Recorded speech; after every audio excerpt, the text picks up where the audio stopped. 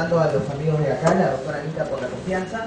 Efectivamente, esta clase va a tener dos partes. Vamos a referirnos a los precedentes vinculantes más importantes, relevantes del Tribunal Constitucional en los últimos años, ¿no? Pero de hecho, hablar de los precedentes vinculantes de los últimos años también va a hacer que nos remontemos de repente a hablar de algunos otros precedentes anteriores que han dado origen a estos nuevos precedentes que el Tribunal Constitucional ha emitido, ¿no? Entonces, antes de iniciar, vamos a recordar algunas cosas elementales, ¿no? El precedente constitucional vinculante, las cuestiones generales. Recordemos que el precedente constitucional vinculante, como institución, es aquella que recién se comienza a complementar cuando el Código Procesal Constitucional se promulga en el año 2004. Anterior a esta institución, el antecedente vendría a ser pues la jurisprudencia vinculante que encontramos en el artículo 9 de la antiquísima ley 23.506, la ley de habeas corpus y amparo. Pero la institución que está ahí en el artículo 9 pues no es la institución idéntica al precedente constitucional que el Código Procesal nos va a brindar a partir del año 2004. De hecho, nuestro precedente constitucional establecido en el artículo 7 del título preliminar del Código va a tener ciertas características que lo van a hacer una institución muy especial, ¿no?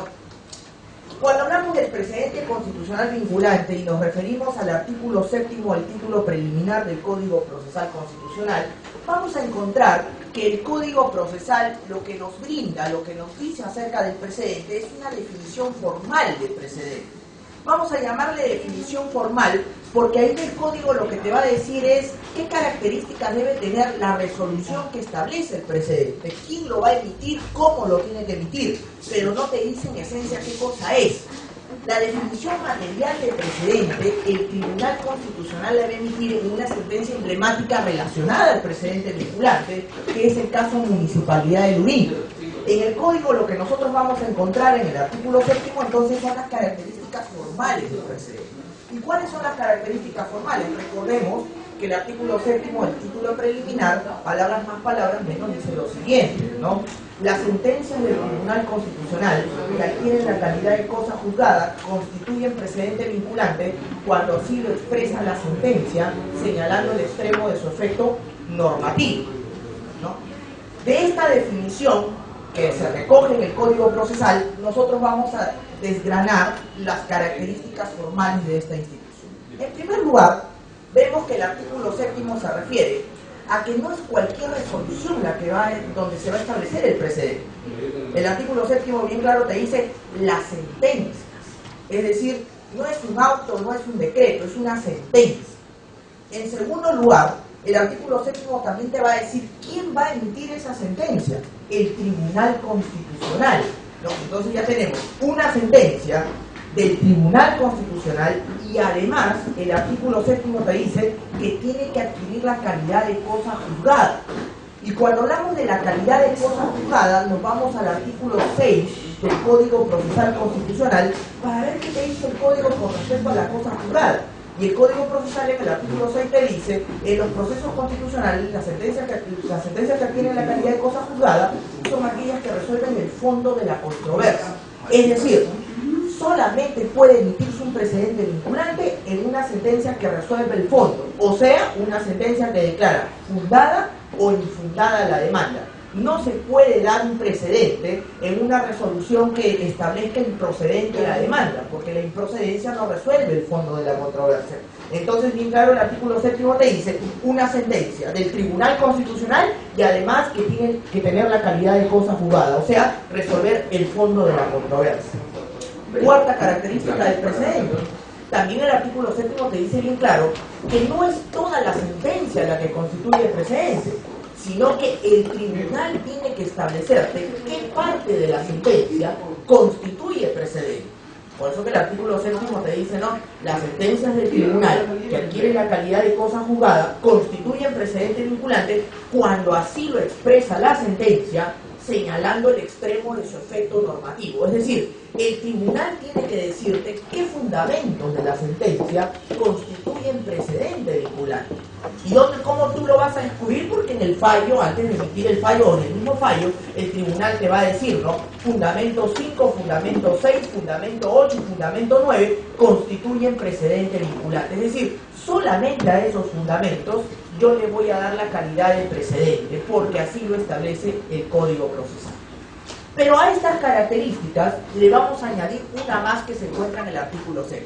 Luego de que el artículo 7 te dice, ¿no?, las sentencias del tribunal que adquieren la calidad de cosa juzgada constituyen precedente cuando así lo expresa la sentencia señalando el extremo de su efecto normativo, se agrega lo siguiente, que cuando el Tribunal Constitucional decida apartarse del precedente, tendrá que sustentar las razones de hecho y derecho de tal apartamiento.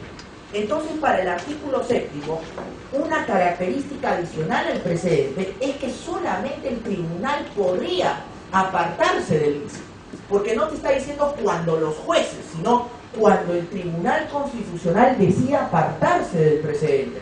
Eso quiere decir que para el Código Procesal, aparentemente solamente el tribunal podría apartarse de la institución.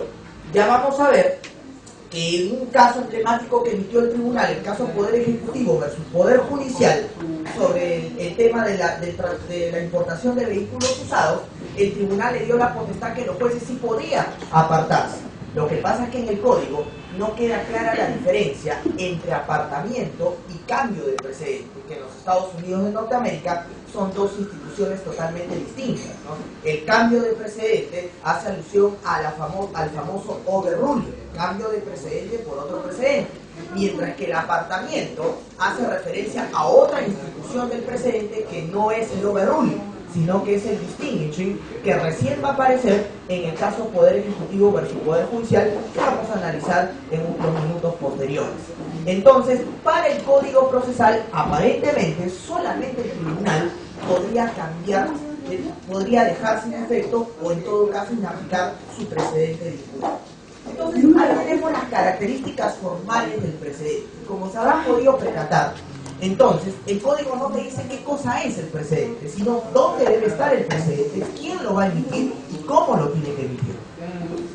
¿Dónde te van a decir qué cosa es en sí el precedente? Ya no en cuanto a su cuestión formal, sino a la cuestión material. Bueno, en el caso Municipalidad de Lurín. En el caso Municipalidad de Lurín, el tribunal va a definir al precedente ya dando su punto de vista desde el fondo de sí de la institución, ya no las características formales, porque las características formales ya están en el código. Lo que faltaba aquí era definir qué cosa era en sí la institución. Y justamente en el caso Municipalidad de Lurín, el tribunal te va a decir que el precedente vinculante es aquella regla jurídica que se crea a partir de un caso en concreto y que sirve para resolver ese caso y además para resolver casos futuros homólogos o idénticos. De esta definición de precedente también nosotros podemos desglosar las características materiales. En primer lugar, el tribunal te está diciendo que el precedente sería una regla jurídica. Una regla jurídica. En segundo lugar, el tribunal te está diciendo que es una regla jurídica creada para resolver el caso. O sea, la regla jurídica sirve para resolver el caso. Por eso se crea. Tercera característica, es una regla jurídica para resolver ese caso, pero que también sirve para resolver casos futuros. Y cuarta característica, que no son cualquier casos futuros, sino que tienen que ser casos futuros análogos, idénticos u homólogos, es decir, iguales. No se admite la situación de similar, porque el tribunal no está diciendo que el precedente se aplica a casos futuros similares, sino que está diciendo claro y totalmente de manera radical que son casos futuros homólogos. Y lo homólogo es sinónimo de idéntico o igual. Entonces ahí hemos visto las características materiales del precedente. Regla jurídica, sirve para resolver un caso concreto y además sirve para resolver casos futuros, pero esos casos futuros tienen que ser de naturaleza homóloga o idéntica. Pero además de estas características, el tribunal le va a dar una característica adicional sobre el fondo del precedente vinculante. Estas características del precedente como regla jurídica que sirve para resolver un caso y que además va a servir para resolver casos futuros idénticos, análogos u homólogos, son características básicas del precedente que lo tiene, por ejemplo, el derecho anglosajón, específicamente, por ejemplo, el stare decisis norteamericano. Porque recordemos que en Estados Unidos el precedente se llama stare decisis acquiring non mover, o sea, escribirse los decididos, no cambiar, no resuelve. Los norteamericanos le llaman el stare decisis. Y estas características que el tribunal emite en el caso Municipalidad de Lurín son características que también las tiene el presidente norteamericano conocido con el nombre de Stanley Sainz. Pero con respecto a la característica que vamos a mencionar a continuación, esta característica sí es nueva y solamente la tiene nuestro precedente vinculante porque así el tribunal lo ha determinado. ¿Y cuál es esa característica adicional que aparece en el caso Municipalidad de Lurín? Que vendría a ser una característica material del precedente, pero distinta a cualquier otro precedente del mundo. Que el Tribunal Constitucional, después de decir que el precedente es una regla jurídica que sirve para resolver un caso en concreto y que va a servir también para resolver casos futuros homólogos, te dice que el precedente vinculante por esas características, por esa situación en especial, tiene la fuerza de ley, es decir, efectos similares a una ley. Y cuando el tribunal dice que el precedente tiene efectos similares a una ley, ya rompe con el esquema del stare decisis norteamericano. Porque al decir que el precedente tiene fuerza de ley, el tribunal está diciendo que el precedente entonces no sería obligatorio solamente para las instituciones del Poder Judicial, inferiores de repente, sino que el precedente sería obligatorio para todos, en general, todas las instituciones públicas, e incluyendo también a los particulares, como vamos a ver en el precedente que vamos a analizar a continuación, el famoso caso Sociedad Minera María Julia, donde el tribunal establece que por la característica de fuerza de ley que tiene el precedente, ese precedente también le alcanza a los particulares. Dígame, doctor. Una consulta. En esa característica que usted está diciendo, sí, el precedente vinculante tiene características de una ley. Efectos similares. No tiene ninguna contradicción, porque la ley es obligatoria para todos. Sin embargo, el precedente constitucional vinculante se pueden alejar. ¿No hay una contradicción? Claro, lo que pasa es que, a ver, veamos lo siguiente. El tribunal también cuando dice efectos similares a una ley, tampoco no cae en el error de decir que es una ley. ¿Por qué? Porque si el tribunal dijera que el precedente es una ley, él mismo se hace un harakiri. Porque si él establece que el precedente es ley, en primer lugar, estaría diciendo abierta y explícitamente que él tiene facultades legislativas, cuando la Constitución explícitamente nunca se los ha dado.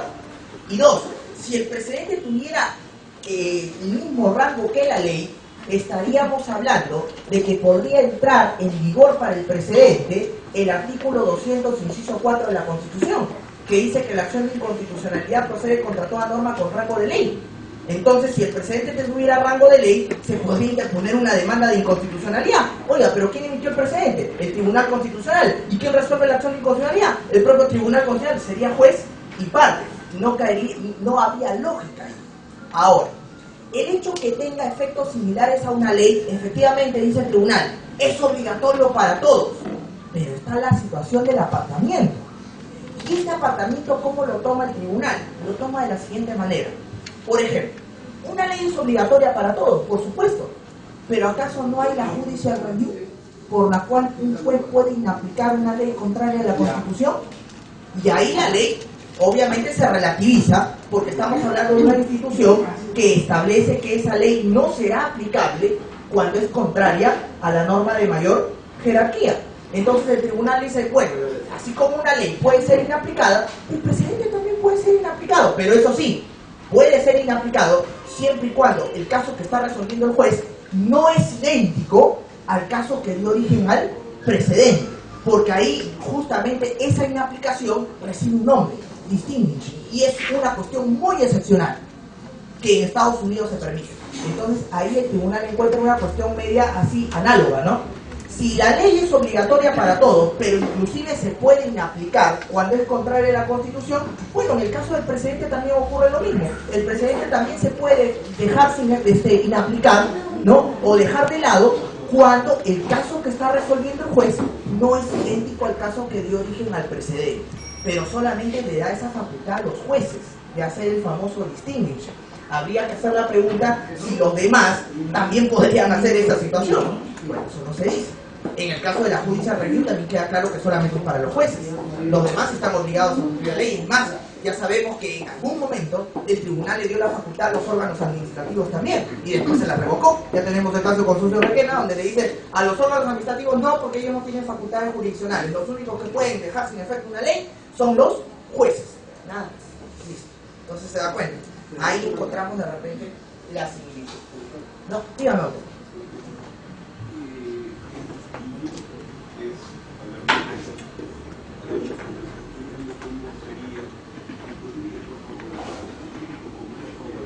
Ah, por supuesto, es que el distinguish lo vamos a explicar en la última sentencia, no se preocupe, está el caso Poder Ejecutivo versus Poder Judicial.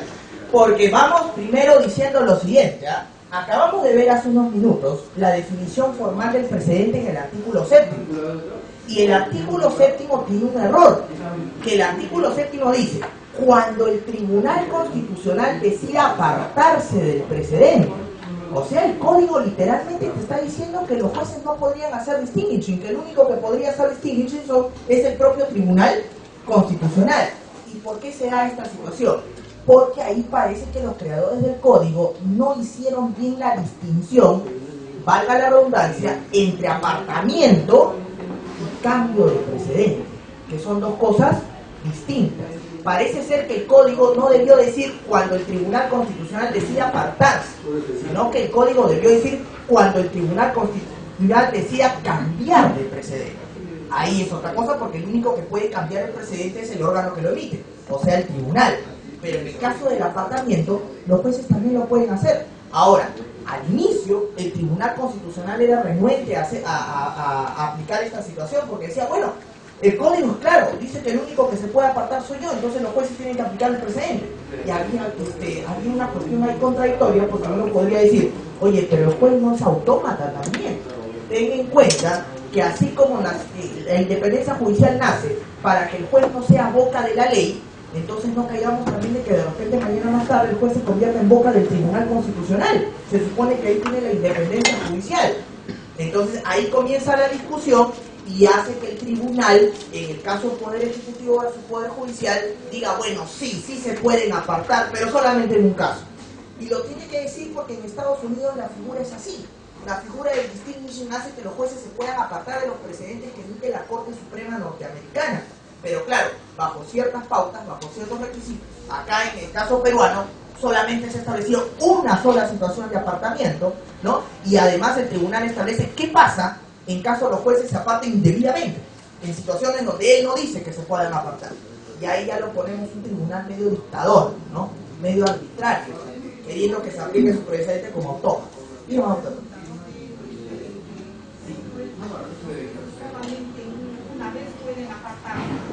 caso Poder Ejecutivo. Claro, pero es que en el código no se dice expresamente, pero en el caso Poder Ejecutivo versus Poder Judicial, ahí el tribunal lo va a decir. Y va a decir cómo tiene que ser el apartamiento. Eso ya lo vamos a ver en un ratito, ¿no? En el caso de la importación de vehículos usados, ¿no? Estamos yendo por partes, ¿correcto? Entonces, ahí tenemos el tema del precedente desde el punto de vista material. El precedente dice también entonces que tiene efectos similares a una ley. Una característica que en el derecho comparado no existe, pero que el tribunal la ha establecido como tal en nuestro país, ¿no? Entonces tenemos características formales y características materiales del precedente. Ahora, hay que tener también presente lo siguiente. Del Código Procesal, nosotros podemos distinguir dos figuras. Una es el precedente constitucional vinculante, que se encuentra en el artículo 7, que ya hemos dicho cuáles son sus características formales, además de sus características materiales, pero hay otra figura adicional en el Código. En el artículo 6 del título preliminar, o sea, un artículo anterior del artículo 7, se establece la figura de la jurisprudencia vinculante o doctrina jurisprudencial del tribunal. Una cosa es precedente y otra cosa es jurisprudencia o doctrina jurisprudencial. ¿Qué cosa es la jurisprudencia? Ya vimos qué cosa es el precedente. Ahora veamos qué cosa es la jurisprudencia. La jurisprudencia vinculante o doctrina jurisprudencial son las resoluciones reiterativas del tribunal en casos similares. Y aquí yo no hablo ya de sentencias del tribunal, sino resoluciones. O sea que engloba autos, decretos y sentencias. resoluciones reiterativas del tribunal en casos similares. ¿Cuándo una resolución se convierte en jurisprudencia o doctrina jurisprudencial? Cuando se va repitiendo por más de 3 veces consecutivas. Cuando tú revisas una resolución del tribunal y en la resolución dice: en el expediente tal, este colegiado dijo, y te cita el párrafo, y más abajo te dice: y en el otro expediente, el colegiado también estableció esto, ya vas contando que hay una, hay 2, más la resolución que estás leyendo, ya son 3, entonces esa resolución ya se convierte en jurisprudencia vinculante porque hace referencia a una resolución reiterativa del tribunal en casos ya no idénticos, sino en casos similares. ¿Cuáles son las características de la jurisprudencia vinculante? Bueno, en primer lugar, estamos viendo que la jurisprudencia vinculante no solamente se emite en una sentencia, sino en cualquier resolución del Tribunal Constitucional.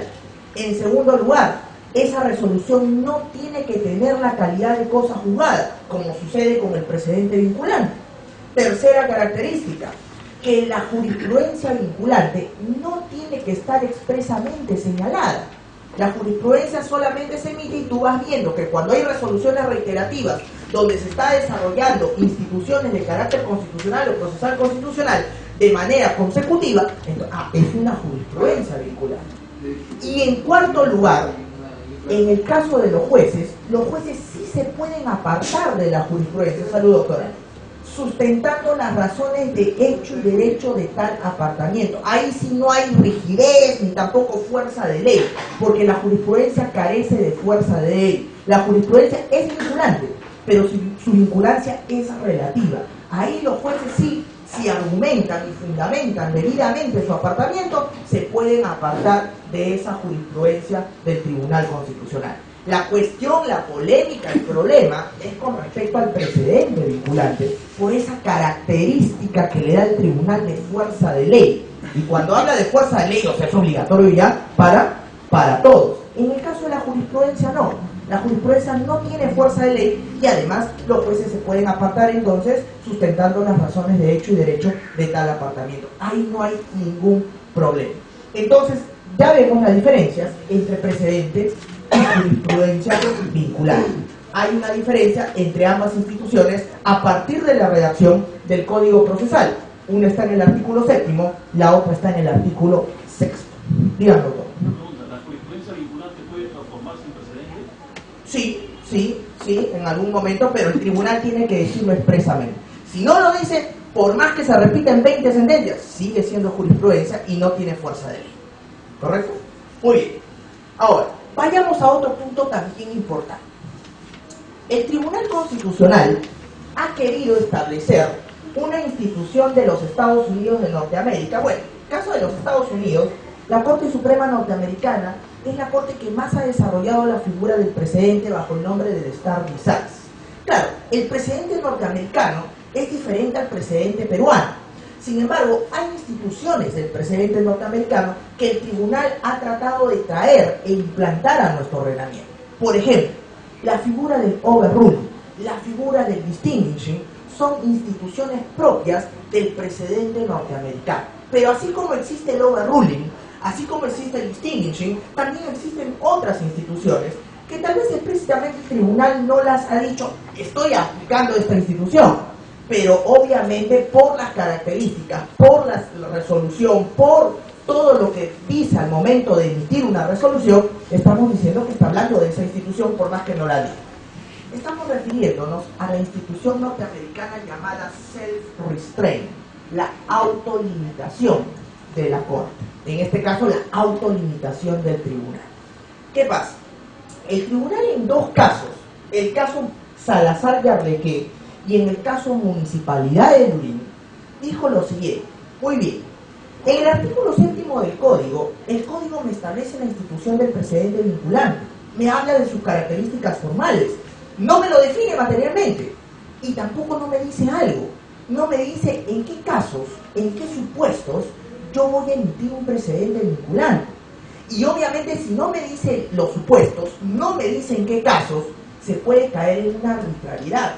Nosotros como Tribunal Constitucional tenemos que guardar prudencia y sapiencia al momento de emitir los precedentes. teniendo en cuenta las características que yo le estoy dando a mi precedente desde el punto de vista material. Entonces, en Estados Unidos, en Norteamérica, la Corte Suprema trabaja con una institución llamada el self-restraint, la autolimitación de la Corte. La Corte Suprema aplica esta institución para aquellos casos en donde hay leyes que no regulan determinados procedimientos, donde la Corte tiene que resolver. Entonces, ante este vacío, la Corte pues se autolimita y ella misma establece supuestos o requisitos para emitir jurisprudencia. Entonces, bajo ese punto de vista, ya que nuestro precedente se inspira en el precedente anglosajón, norteamericano específicamente, nosotros vamos a establecer los supuestos para emitir un precedente constitucional vinculante. El código no me lo dice, no hay otra ley tampoco que me hable de esto. Bueno, yo tampoco no puedo emitir precedentes de manera arbitraria, tengo que autolimitarme o autorregularizarme. Entonces, bajo esa situación, yo voy a establecer 6 supuestos para emitir un precedente constitucional vinculante. Los supuestos están en ambas sentencias, son 6. Vamos a nombrarlos y veamos también de repente con un ejemplo de cada uno de ellos. Por ejemplo, el primer supuesto para emitir un precedente vinculante según el Tribunal Constitucional: cuando existen interpretaciones contradictorias, dice, de una norma constitucional o del bloque de constitucionalidad. Bloque de constitucionalidad. ¿Qué cosa es el bloque de constitucionalidad?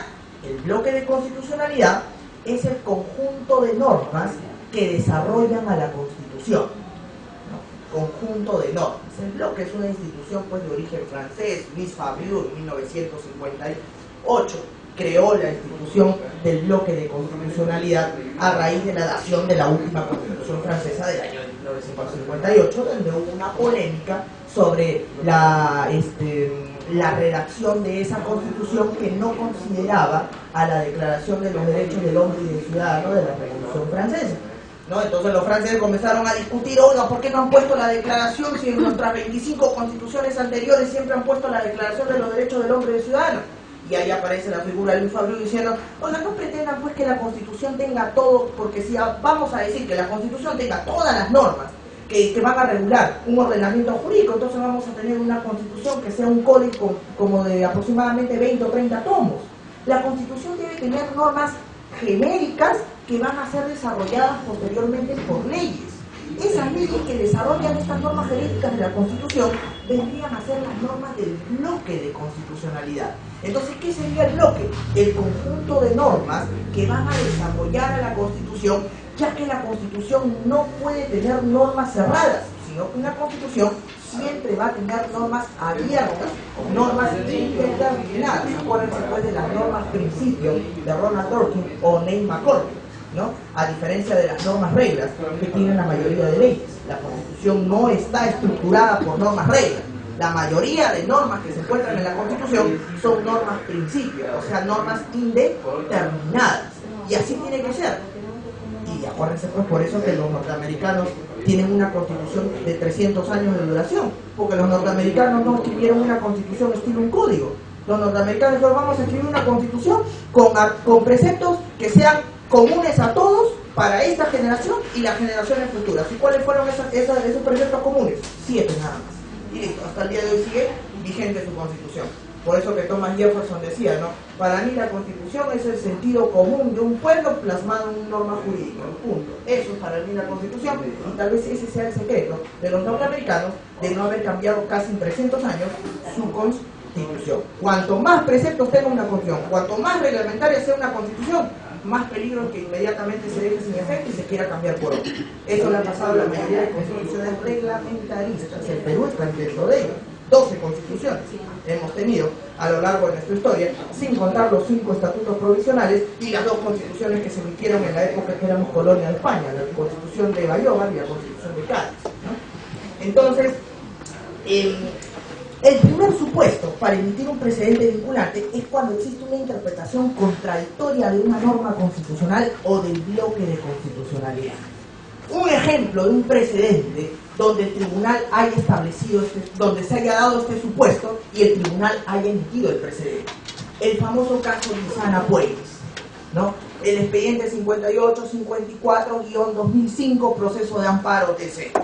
El caso Lizana Puelles Conocidísimo por todos, el caso del Jurado Nacional de Elecciones. ¿Cuál era ahí el supuesto para emitir un precedente vinculante? La interpretación contradictoria de dos artículos de la Constitución. ¿Cuáles eran esos dos artículos? Dos artículos de la Constitución que prácticamente decían lo mismo. El artículo 142 y el 181. ¿Qué decían ambos artículos? No son revisables en sede judicial las resoluciones del Jurado Nacional de Elecciones. Bueno, primera interpretación, método literal. Contra una resolución del jurado no cabe absolutamente nada. Oye, ¿se afecta a derechos fundamentales? ¿No puede interponer un amparo? No, no se puede porque la Constitución literalmente dice que contra una resolución del jurado no cabe absolutamente nada. Método literal. Pero había otra posición, contraria a esa. Apliquemos método sistemático. Recuerden que el artículo 200, inciso 2 de la Constitución, que dice: la acción de amparo procede contra el hecho u omisión por parte de cualquier autoridad, funcionario o persona que vulnera o amenaza derechos constitucionales. Y el artículo 200, inciso 2, me está diciendo con excepción del Jurado Nacional de Elecciones. No dice cualquier autoridad o funcionario. Entonces, si mañana más tarde la resolución del Jurado Nacional vulnera derechos fundamentales, por aplicación directa del artículo 200, inciso 2, podría interponerse una demanda de amparo para salvaguardar los derechos fundamentales. Interpretación literal por un lado, interpretación sistemática por el otro. Interpretaciones contradictorias sobre una norma constitucional, en este caso dos, 142 y 181. ¿Cuál fue la posición del Tribunal Constitucional? Señores, apliquemos método sistemático más los principios de interpretación constitucional. Bueno, aplicando el método sistemático más los principios de interpretación constitucional, llámese el de unidad, de concordancia práctica, corrección funcional, fuerza normativa o eficacia integradora, la interpretación de estos dos artículos va a ser la siguiente. No será revisable en sede judicial la resolución del Jurado Nacional de Elecciones en tanto y en cuanto no vulnere derechos fundamentales. Porque si vulnera derechos fundamentales, le cae la acción de amparo directamente. ¿Correcto? Entonces, hay un supuesto para emitir un precedente vinculante. Primer supuesto, entonces, interpretación contraria, todo. Vamos al segundo supuesto para emitir un precedente vinculante de acuerdo a estas dos sentencias del tribunal. El segundo supuesto: cuando existe una interpretación errónea de una norma constitucional o del bloque de constitucionalidad. Interpretación errónea, equivocada. Ejemplo de precedente: el expediente 0206-2005, proceso de amparo TC, el caso Bailón Flores, que ya lo vamos a ver en la segunda clase. Se ha nutrido por el caso Ergo Ríos, ¿no?, sobre el tema de la vía igualmente satisfactoria. Como ustedes recordarán, hablando del caso Bailón Flores, que da origen, que se enmarca dentro de este segundo supuesto, vamos a decir lo siguiente, ¿no?, que el Código Procesal Constitucional, en el año 2004, entre varias de sus novedades, trajo una novedad que ponía a los jueces un poco en jaque, que no lograban que los jueces entiendan un poco porque la situación era novedosa, era nueva, y obviamente los jueces ahí tenían excusa para ello, no entender la situación.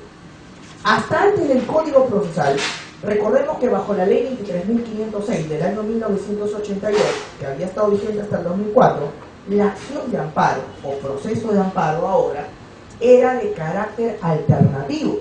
¿Y qué quiere decir alternativo? Que ante la afectación de mi derecho fundamental, yo era libre de escoger. O me iba a la vía judicial ordinaria, o me iba a la vía del amparo. El único efecto era que si yo acudía a uno, ya no podía acudir al otro. Eran excluyentes. Esa era la alternatividad del amparo.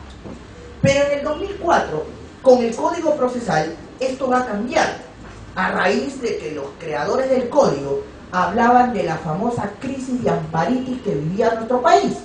Como era alternativo el amparo, todo el mundo se iba al amparo y ya estaban queriendo interponer demandas de amparo por cuestiones que no tenían que ver nada con derechos fundamentales, pero ahí interponían con la consecuente carga procesal para los jueces que veían las demandas de amparo. Entonces el código trajo la novedad de cambiar la naturaleza del amparo.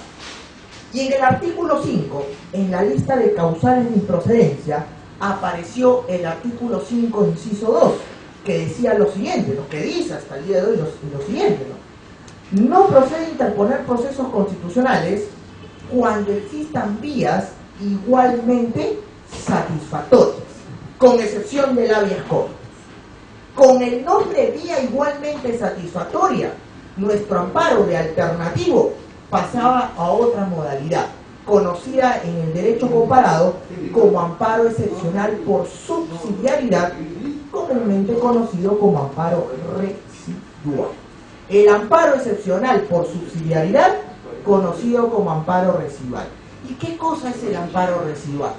En el amparo residual, ante la afectación de tu derecho fundamental, tú ya no eres libre de escoger, sino que tu ordenamiento te dice que solamente podrás acudir al amparo cuando en la vía judicial ordinaria no exista un proceso que tutele tu derecho de manera similar al amparo. Oye, ¿qué pasa si ese proceso existe? Si ese proceso existe, estás obligado a acudir a él y te olvidas del amparo. Oye, ¿cuándo irá el amparo? Cuando ese proceso judicial no exista. Es decir, bajo lo residual, el amparo se convierte en la última rata. Lo último, tú primero miras la vía judicial ordinaria. Si encuentras un proceso que tutele tu derecho de manera similar al amparo, te vas a ir. Pero si no existe ese proceso, recién acudes al amparo. La residualidad del amparo que hace que esta garantía constitucional se convierta en la última raya. Es obvio que cuando apareció el código, los jueces no entendían cómo manejar, cómo aplicar la residualidad. No estaba clara la figura.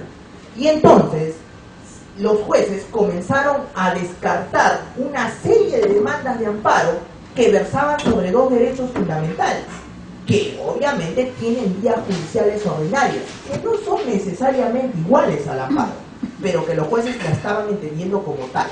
¿Cuáles eran estos dos derechos fundamentales? El caso del derecho a la pensión y el caso del derecho al trabajo. Por ejemplo, yo tenía a mi cliente que tenía 90 años y la ONP le negaba su pensión.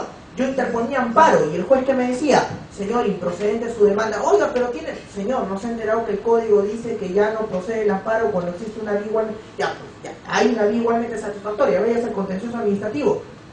Y simplemente me declararon improcedente, rechazo eliminar la demanda en virtud del artículo 5, inciso 2 del código. Tenía un cliente que lo botaban arbitrariamente de su trabajo. Yo interponía amparo arbitrariamente, o sea, un despido incausado, según lo que establece el tribunal, sin ningún tipo de justificación. Interponía demanda de amparo. ¿Y qué me decía el juez? Señor, improcedente. Oiga, pero lo han votado. Señor, ¿no se ha enterado que el código dice que ahora existe una vía igualmente? Ya, váyase a la vía laboral. Bajo ese razonamiento de los jueces, dos derechos fundamentales ya nunca iban a ser tutelados vía amparo. Ni el derecho a la pensión, ni el derecho al trabajo.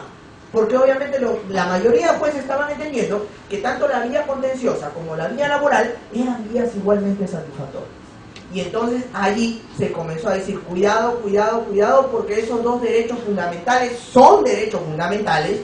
¿Y por qué no van a ser tutelados vía amparo? No, es que el código dice vía igualmente satisfactoria. Bueno, pero vía igualmente satisfactoria no significa que siempre el contencioso o la vía laboral sean iguales al amparo. Y ahí entra el Tribunal Constitucional. Expediente Bailón Flores, caso Bailón Flores. ¿Qué dice el tribunal? Señores jueces, cuidado con aplicar erróneamente el artículo 5, inciso 2, porque no siempre la vía laboral o la vía contenciosa van a ser vías igualmente satisfactorias.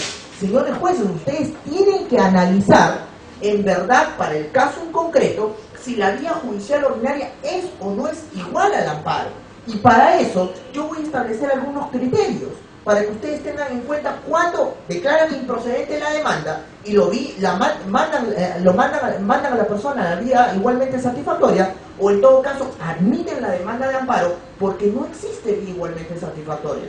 A ver, tribunal, ¿cuáles serían esos criterios? Y el tribunal en Bailón le dice, por ejemplo, el primer criterio que tiene que tener en cuenta el juez para admitir o declarar improcedente la demanda de amparo es ver si la demanda se refiere está referida al contenido esencial de un derecho fundamental.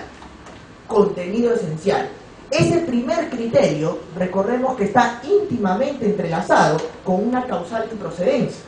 El artículo 5, inciso 1. ¿Qué dice el artículo 5, inciso 1 del Código? No procede interponer procesos constitucionales cuando los hechos y el petitorio de la demanda no se refieran al contenido constitucionalmente protegido del derecho afectado. Pues bien, En el caso Anicama Hernández, en la 1417-2004, que fue el primer precedente que emitió el tribunal deja sentado que para ellos contenido constitucionalmente protegido del derecho es equivalente a contenido esencial. Por lo tanto, para que proceda tu demanda de amparo, dice el tribunal, la demanda se tiene que referir al contenido esencial de ese derecho. El juez tiene que analizar, a ver, la demanda se refiere al contenido esencial, pues bien, ya, se está cumpliendo con el primer requisito. A ver, vamos a ver otros requisitos para que se admita la demanda de amparo.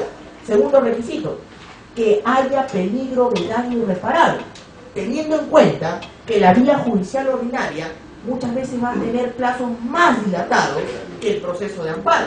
Y si hay peligro de daño irreparable, el juez tiene que admitir la demanda.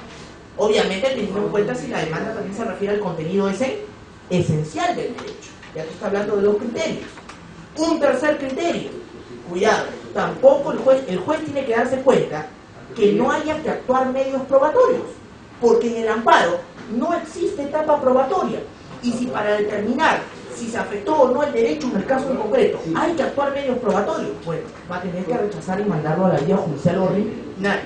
Pero si de un análisis del expediente se determina que hay una afectación presunta del derecho y no hay que actuar medios probatorios, entonces con los dos requisitos anteriores tú admites a trámite la demanda. Y un cuarto requisito, un cuarto criterio, juez analiza si la vía judicial ordinaria es idónea o no es idónea como el amparo. ¿Y qué cosa es idónea?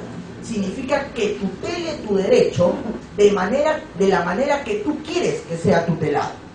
Por ejemplo, el tribunal, en el caso Bayón, dijo, pongamos una persona que es un trabajador, que tiene 40 y tantos años, tiene 3 hijos en el colegio y es despedido arbitrariamente. Esa persona no va a querer una indemnización, porque como tiene 3 hijos menores, va a querer seguir laborando.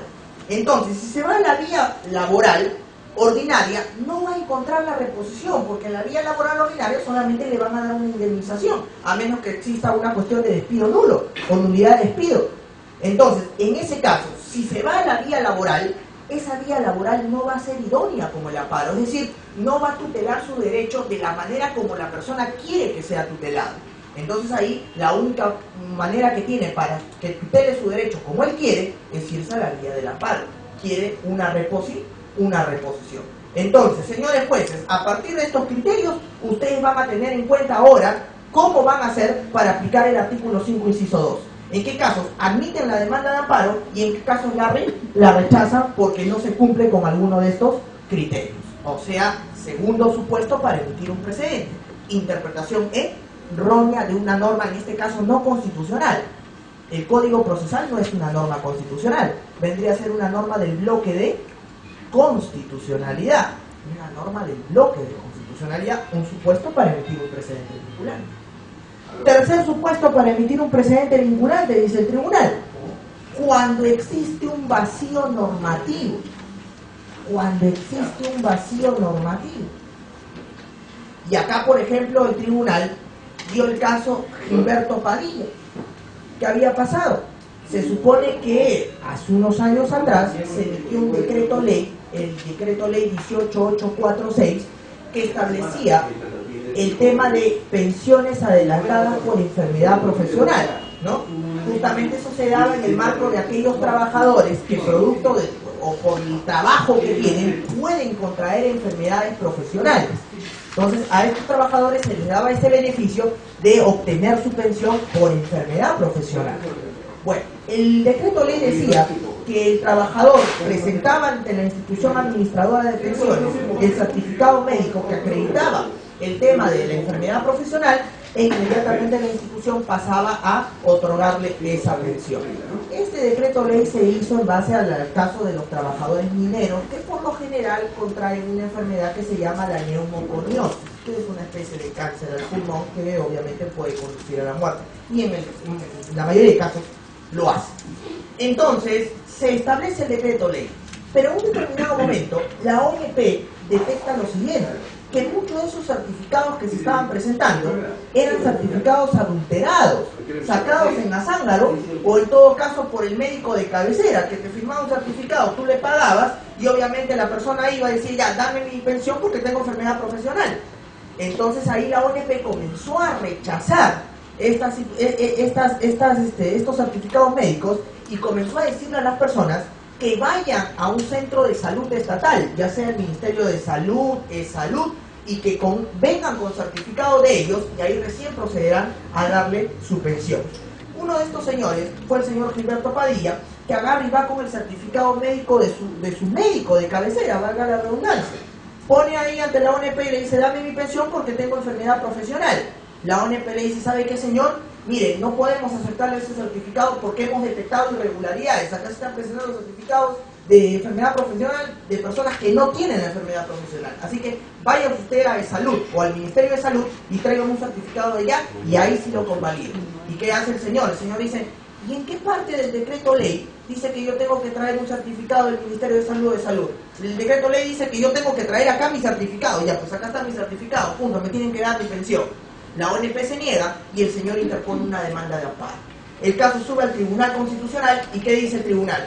Señores, aquí hay un vacío normativo que tiene que ser inmediatamente llenado. A partir de ahora, para acceder a la enfermedad profesional, los trabajadores tendrán que presentar su certificado médico expedido por las siguientes organizaciones: el Ministerio de Salud, Salud o una junta de médicos nombrada por los anteriores. Solamente en esos casos se procederá a que se le otorgue su pensión por enfermedad profesional. Ya no certificado de médicos de cabecera, de particulares, eso ya no va.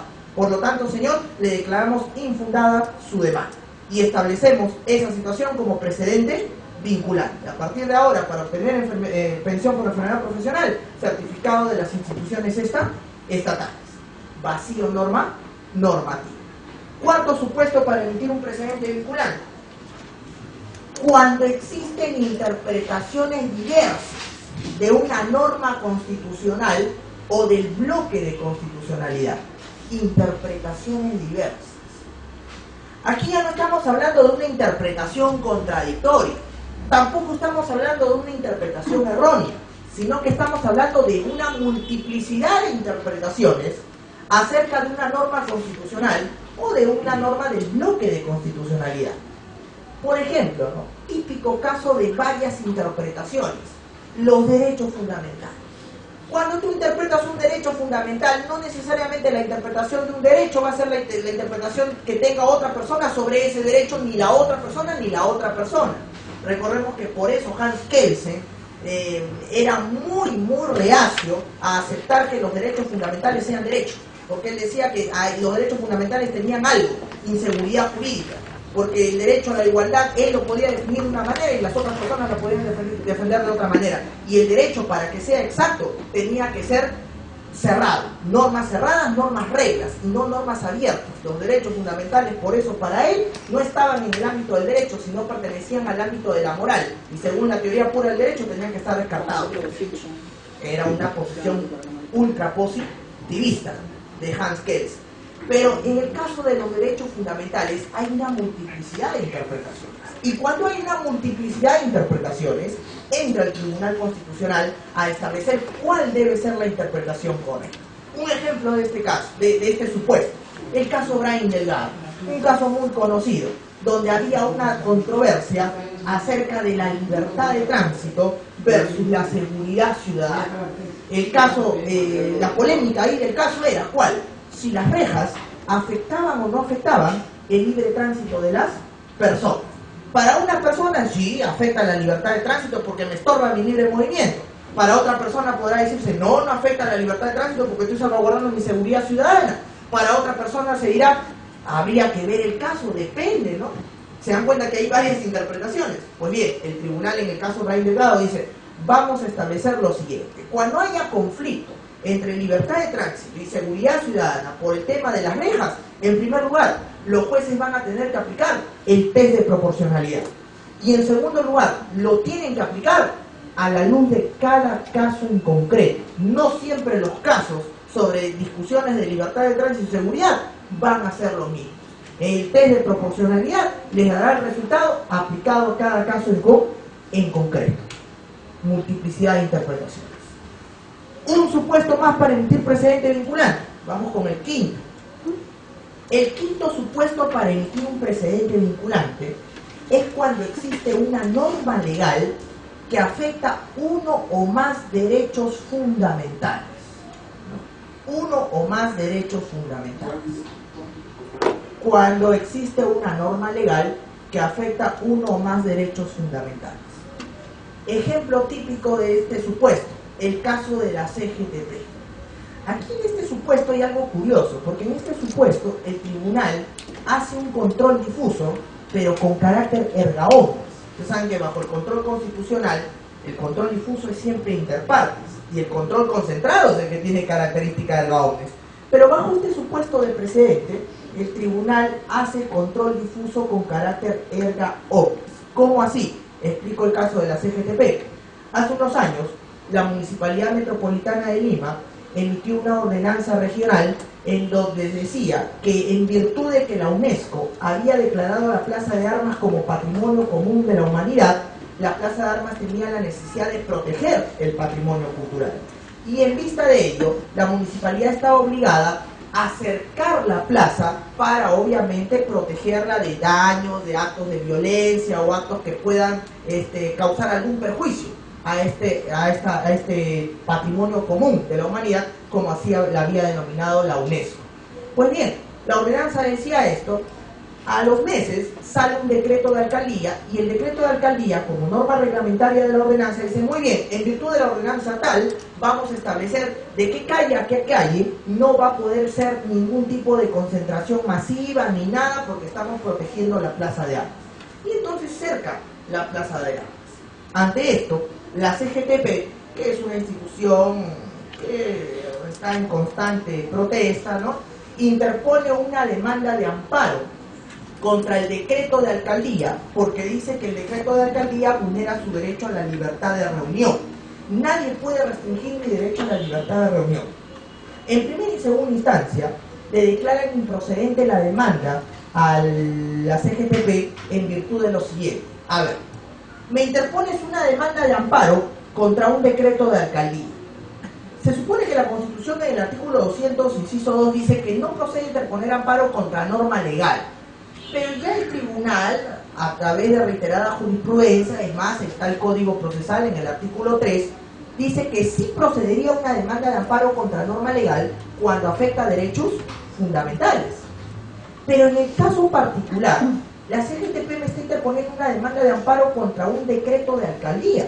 Y el decreto de alcaldía no tiene rango legal, tiene rango infralegal. Entonces, si la Constitución no dice nada al respecto, yo como juez deduzco que está prohibido. ¿Se dan cuenta del raciocinio, no? Como la Constitución no lo dice, entonces yo interpreto que la Constitución lo prohíbe. ¿Está bien ese razonamiento? Es al revés, pues, ¿no? Si la Constitución no lo dice, es porque sí lo permite, pero el juez dice que no. Y argumenta eso por lo siguiente. Además, mi argumento encuentra respaldo en lo siguiente también: que contra las normas infralegales, la Constitución ya ha creado un proceso especial para cuestionar las normas infralegales. La acción popular, que procede contra normas infralegales que vulneran a las normas legales o a la Constitución. Pues bien, y la acción popular, recordemos, a diferencia de la inconstitucionalidad, tiene legitimidad para obrar abierta. No es como la inconstitucionalidad, que es una legitimidad para obrar cerrada, solamente determinados sujetos. La acción popular procede interponerse por parte de cualquier persona. Entonces el juez dice: si ya tenía la acción popular, váyanse a la acción popular, ¿qué hacen acá en el amparo? No tiene nada que ver. Primera y segunda instancia, improcedente. El caso sube al tribunal, y el tribunal dice lo siguiente: juez, tú dices que como la Constitución no lo dice, entonces la Constitución lo prohíbe. Incorrecta tu interpretación, porque más bien es al contrario. Recuerda que la Constitución se interpreta bajo el principio pro homine, porque están los derechos fundamentales ahí. Entonces, bajo ese principio, la interpretación de la Constitución es que si la Constitución no lo dice, es porque lo permite. Uno. Ahora, dos, tú dices que si hubieran ido a la acción popular, oiga, pero Está bien, la acción popular procede contra normas infralegales, pero recuerda que el artículo 3 del Código Procesal Constitucional no solamente habla de normas legales, habla de normas en general. Y las normas infralegales, así como las legales, también pueden vulnerar derechos fundamentales. Entonces, a partir de ahora, si una norma infralegal afecta a derechos fundamentales, la persona es libre de escoger o interpondrá su acción popular contra esa norma infralegal o podrá interponer su demanda de amparo. Claro, que para escoger tiene que darse cuenta de lo siguiente, que si se va a la acción de amparo, la acción de amparo le va a dar la posibilidad de 3 instancias. Juez de primera, sala, y si la sala le niega, Tribunal Constitucional. En cambio, si se va a la acción popular, solamente hay 2 instancias, Sala Superior y Corte Suprema, y ahí se acabó. 2. También se tiene que dar cuenta que si mañana más tarde se va a la acción de amparo y el juez o el tribunal declaran fundada la demanda, los efectos solamente van a ser interpartes. Para la parte que interpuso la demanda, ¿no? Nada más. En cambio, si se va a la acción popular, la acción popular tiene efectos erga omnes y obviamente va a alcanzarle a todas las personas que estén en su misma condición.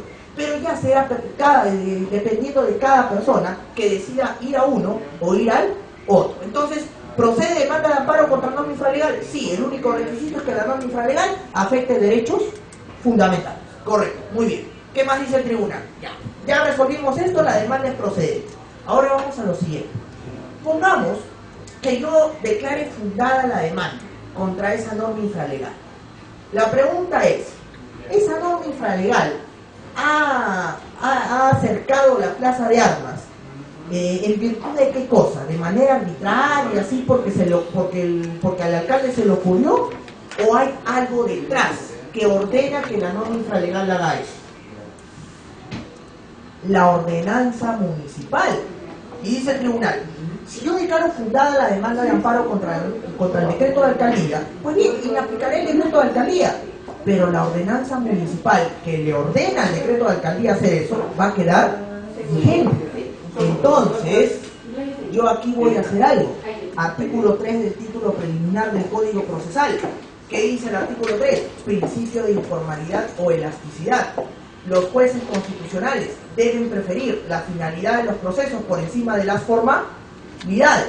El tribunal dice, acá se ha interpuesto una demanda de amparo contra un decreto de alcaldía, pero porque yo estoy diciendo que el decreto de alcaldía se basa en una ordenanza municipal, yo no puedo entender la demanda de amparo contra el decreto de alcaldía. Aquí yo voy a hacer extra petita, voy a ir a resolver sobre otra cosa que no me han pedido en virtud del principio de informalidad. Entonces, en virtud de eso, la consecuencia va a ser la siguiente. Que yo voy a entender que esta demanda de amparo es contra la ordenanza municipal. Y obviamente, la consecuencia de lo que yo diga sobre la ordenanza municipal le recae al decreto de alcaldía. Listo. ¿Qué principio ha roto ahí el tribunal con la informalidad?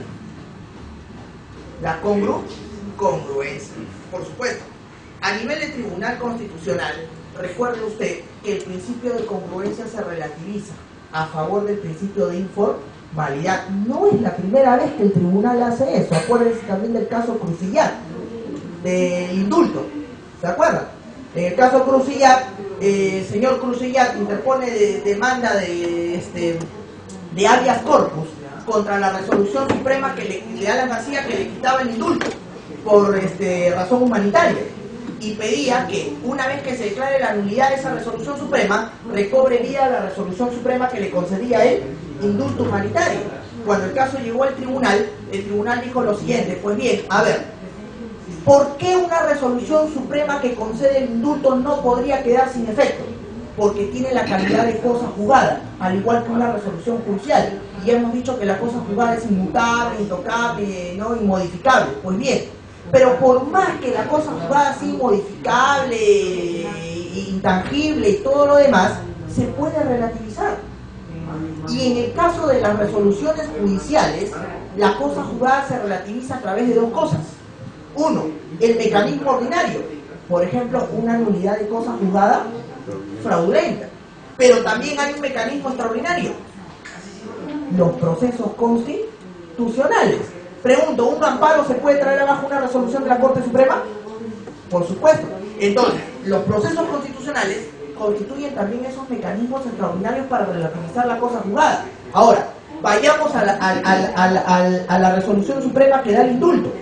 La resolución suprema tiene la misma eficacia que la cosa juzgada judicial. Pues bien, en el caso de la resolución suprema, no hay un proceso ordinario como la nulidad de cosa juzgada fraudulenta. No hay. Pero entonces, ¿se puede o no se puede relativizar la cosa juzgada de la resolución suprema que concede el indulto? Sí. No será a través de un mecanismo ordinario, porque este no existe. Pero será a través de ¿qué mecanismo? Un mecanismo extraordinario como un proceso constitucional. Un amparo, un habeas corpus, dice el tribunal, puede dejar sin efecto una resolución suprema que concede un indulto, pero solamente mediante un proceso constitucional. Entonces, en virtud de eso, ¿quién se ha traído abajo la resolución suprema que concede el indulto? ¿Un proceso constitucional? En este caso, de exclusividad, lo hizo el mismo presidente. ¿Eso es válido? El tribunal dice que no es válido. No es válido porque lo único que se puede traer abajo, la resolución suprema que concede el indulto, ¿qué cosa es? Un proceso constitucional, y en este caso no se ha dado. Entonces ahí, ¿a quién le está dando la razón al tribunal? ¿A Cruci? A Cruci. Ya, el tribunal dice, se declara la nulidad de la resolución suprema que le quitó el indulto a Crucillar. En virtud de ello recobra vida, ¿qué cosa? La resolución suprema que le concedió el indulto. Pero ahí va el tribunal, porque uno diría, uy, le dio la razón a Crucillar.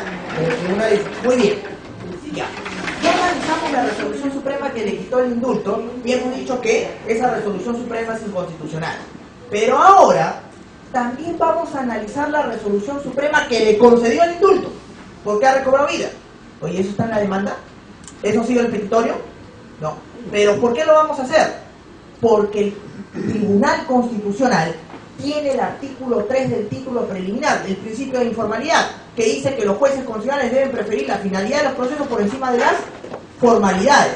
Y así como analizamos la inconstitucionalidad de la resolución suprema que le quitó el indulto, vamos a analizar si la resolución suprema que le concedió el indulto también es constitucional. Porque nosotros de ninguna manera podemos amparar el abuso del derecho o que se busque la eficacia del derecho mediante fraude o engaños.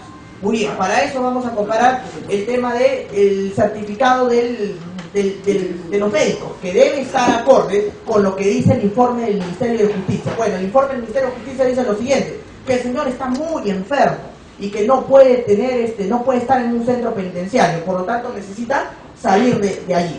Bueno, a ver qué dice el certificado médico. Y el certificado médico dice que el señor Crucillar no se encuentra muy enfermo, que perfectamente puede estar en un centro penitenciario y que habría que darle, no que un médico lo visite cada cierto tiempo, pero no hay ningún tema de riesgo, de que está en las últimas, en sus últimos minutos de vida y todo lo demás.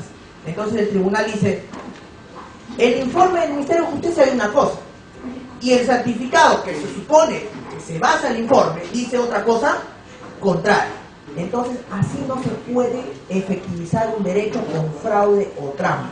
Entonces, en virtud de ello, así como declaré la nulidad de la resolución suprema que le quitó el indulto, declaro también la nulidad de la resolución suprema que le concedió el indulto. Por lo tanto, señor Crucillar, improcedente su demanda. ¿Rompió o no rompió con la congruencia? También la rompió, porque la demanda solamente era referida a la resolución suprema que le quitaba el indulto. ¿Y el tribunal qué hizo? Además de eso, se pronunció sobre lo otro, principio de informalidad. Entonces, en el caso de la CGTP, también hizo esto el tribunal. Entiendas entonces que la demanda de amparo no solamente es contra el decreto de alcaldía, sino contra la ordenanza municipal. Muy bien, entonces se ha convertido de una demanda de amparo contra norma infralegal a una demanda de amparo contra norma legal. Muy bien, ahora pasemos a resolver la demanda de amparo contra la ordenanza municipal, porque lo que resolvamos sobre la ordenanza va a seguir, obviamente, los efectos en el decreto de alcaldía. Muy bien, se supone que aquí se habla de el patrimonio común de la humanidad, pero por otro lado la CGTP ha invocado su derecho a la libertad de reunión. ¿Y qué dice la Constitución con respecto a la libertad de reunión? Que toda persona tiene derecho a reunirse pacíficamente, sin violencia y sin el uso de armas, con aviso previo a la autoridad correspondiente. Bueno, se supone que todo derecho fundamental no se puede anular de plano, de manera total, el derecho se restringe, pero no de manera absoluta. A ver, dice el tribunal, la ordenanza municipal y el decreto parten de un error. ¿Y el error cuál es? Pensar que toda concentración en la plaza de armas va a generar violencia o va a causar un perjuicio a la plaza. No vamos a comparar una reunión de la CGTP, claro que sí, que puede generar cierta violencia, que una reunión, por ejemplo, de unos niños que quieran ahí concentrarse en la plaza para cantar, hacer alguna muestra, alguna exposición de arte o qué sé yo. Son dos cosas distintas. Ahora, la Constitución ampara la libertad de reunión, pero con aviso previo a la autoridad. ¿Y para qué se da ese aviso previo? Para que la autoridad competente tome conocimiento y pueda pues acompañar a los que van a protestar con policías suficientes, con el serenazgo y todo para cuidar esa situación. Pero no se puede restringir arbitrariamente un derecho fundamental. Por lo tanto, al haber otras medidas alternativas, entonces la ordenanza municipal y el decreto de alcaldía restringen inconstitucionalmente el derecho a la libertad de reunión. Correcto. Hasta ahí el tribunal ya resolvió. Va a resolver el fallo y el tribunal dice, muy bien, como es contra una ordenanza municipal, yo no puedo expulsar a la ordenanza porque no estoy en un proceso de inconstitucionalidad, está en un proceso de amparo. Y entonces, ¿qué tendría que hacer el tribunal? Inaplicar, o sea, hace control difuso. Y claro, el tribunal lo hace porque quien puede lo más puede lo menos. Pero el tribunal se percata de algo, dice, si yo hago control difuso, la consecuencia va a ser que se me aplique la ordenanza y el decreto de alcaldía para el caso en concreto. Oye, pero ¿qué pasa con las demás personas? Por ejemplo, los médicos quieren hacer una concentración, ¿podrán? No pueden, porque el caso solamente le alcanza para la CGTP.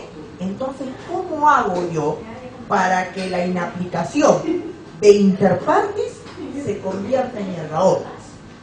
Muy bien, ahí tenemos el quinto supuesto. Cuando una norma legal afecta derechos fundamentales. Entonces, ¿qué dice el tribunal? Ya tengo la solución. Declaro fundada la demanda, en consecuencia inaplico la ordenanza municipal y su decreto de alcaldía y declaro esa inaplicación como precedente vinculante. Y como es precedente, ¿cuál es la característica del precedente? Efectos de ley, erga omnes. Entonces la inaplicación ya se convirtió para todos que están en la misma situación. Se dan cuenta que tenemos un control difuso erga omnes, creado por el tribunal a través de la aplicación del precedente vinculante. Cosa muy curiosa, ¿no? Porque en Estados Unidos hablar de eso con erga omnes es imposible, porque allá los jueces solamente sin dar interpartes. Es el espíritu de la Judicial Review que apareció en 1803 en el caso Marbury vs. Madison, con John Marshall.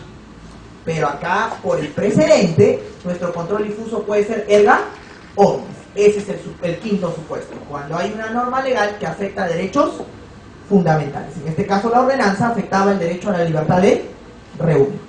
Y vamos al sexto y último supuesto para emitir un precedente vinculante según estas dos sentencias. Cuando existe la necesidad de cambiar un precedente vinculante. Y cuando hablamos de cambio, estamos refiriéndonos a la institución del overruling, el cambio de precedente por otro precedente.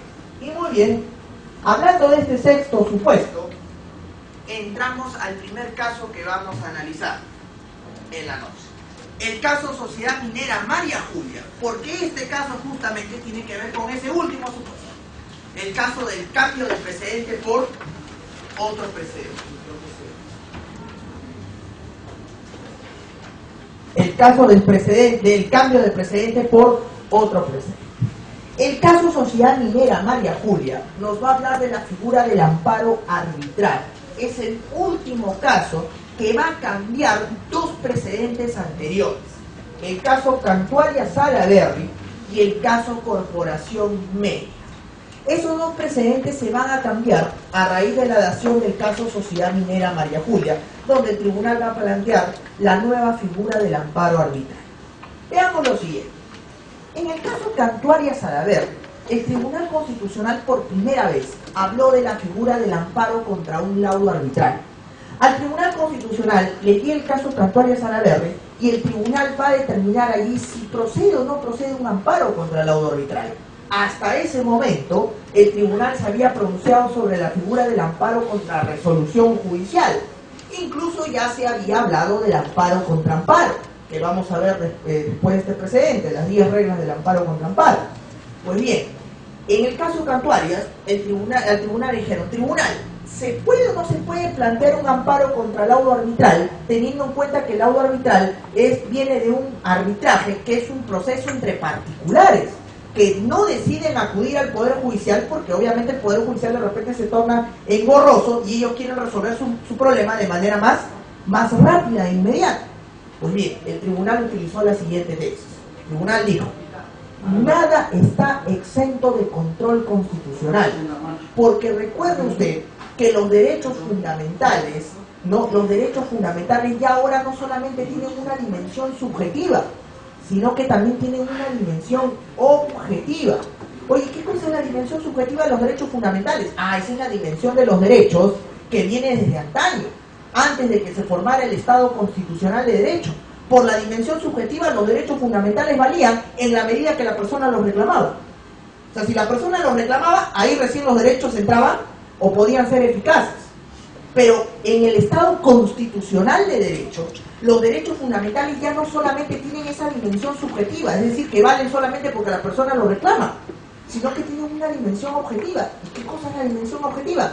Que los derechos fundamentales son auténticas instituciones jurídicas, que valen por el solo hecho de ser derechos fundamentales. Aquí nadie tiene que reclamarlos para que entren en eficacia y para que el Estado y los particulares los respeten, porque son auténticas instituciones jurídicas que son vinculantes de por sí porque se encuentran en la Constitución. Entonces, en virtud de ello, nada está exento de control constitucional. Y si nada está exento de control constitucional, por supuesto que cabe un amparo contra el laudo arbitral. Entonces el tribunal dijo, muy bien, sí se puede interponer amparo contra el laudo arbitral. Sí se puede interponer el amparo contra el laudo arbitral, siempre y cuando el laudo arbitral afecte derechos fundamentales, pero tiene que cumplir un requisito. ¿Cuál es el requisito? Se tiene que agotar la vía previa, dijo el tribunal. Oye, tribunal, ¿y cuál es la vía previa que yo tengo que agotar para interponer un amparo contra el laudo arbitral? La vía previa va a ser el recurso de anulación.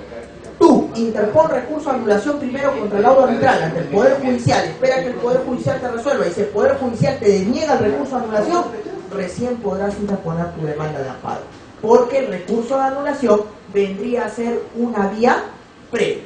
Recordando que en el Código Procesal, en el artículo 46, se establece bien claro que no procede interponer amparo cuando existen vías previas, salvo las excepciones que establece el mismo artículo 46, concordante con el artículo 5, inciso 4, que dice que no procede interponer proceso penal cuando no se hayan agotado las vías previas. Pues bien, la vía previa para el caso del arbitraje es el recurso de anulación. En el caso Corporación Meyer, el tribunal fue más amplio todavía, porque ya se había establecido la figura del amparo contra el laudo arbitral, bajo la tesis de que nada está exento de control constitucional, y la tesis de la dimensión objetiva de los derechos fundamentales. En el caso Corporación Meyer, el Tribunal Constitucional estableció qué tipo de derechos fundamentales podían ser cuestionados vía amparo contra el laudo arbitral. Y el tribunal dijo, todos los derechos fundamentales, basta con que se invoque que se han afectado esos derechos y cabe un amparo contra el laudo arbitral.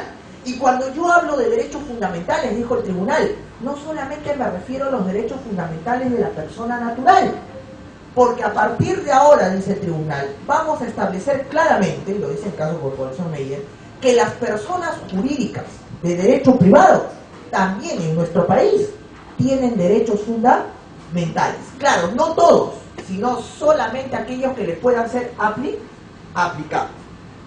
Si ustedes revisan el caso Corporación Meyer, hay una lista de derechos fundamentales que el tribunal establece para las personas jurídicas, como el derecho al honor, el derecho de acceso a la información pública, el derecho a la personalidad jurídica y claro, derecho a la vida, derecho a la integridad, eso pues no se podría, ¿no?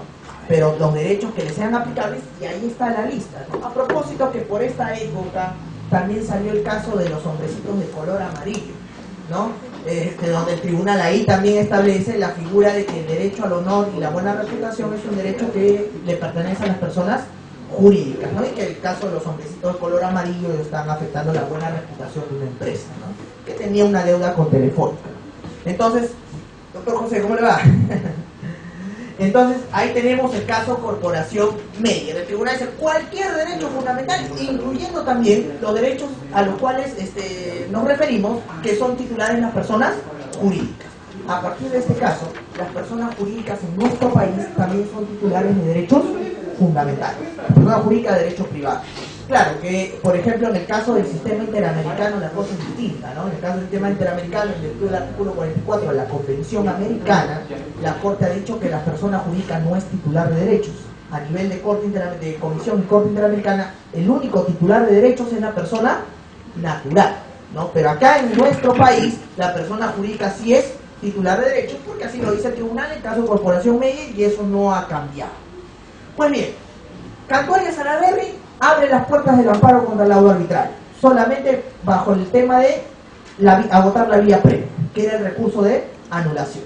En el caso Corporación Meyer, el tribunal dice que es cualquier derecho fundamental que puede ser objeto de protección vía amparo contra un laudo arbitral, y que además los derechos fundamentales no solamente los puede utilizar una persona natural, sino también una persona jurídica. Hasta antes del caso Sociedad Minera María Julia, entonces el amparo contra el laudo arbitral se comenzó a interponer. Pero como es común en nuestro país, a veces se establecen las instituciones jurídicas y se comienza a hacer uso y abuso de las mismas. Entonces todo ya comenzó a interponerse vía amparo contra el laudo arbitral. Llegaba un tema, se solucionaba vía arbitraje, y la parte que había perdido, amparo contra el laudo arbitral.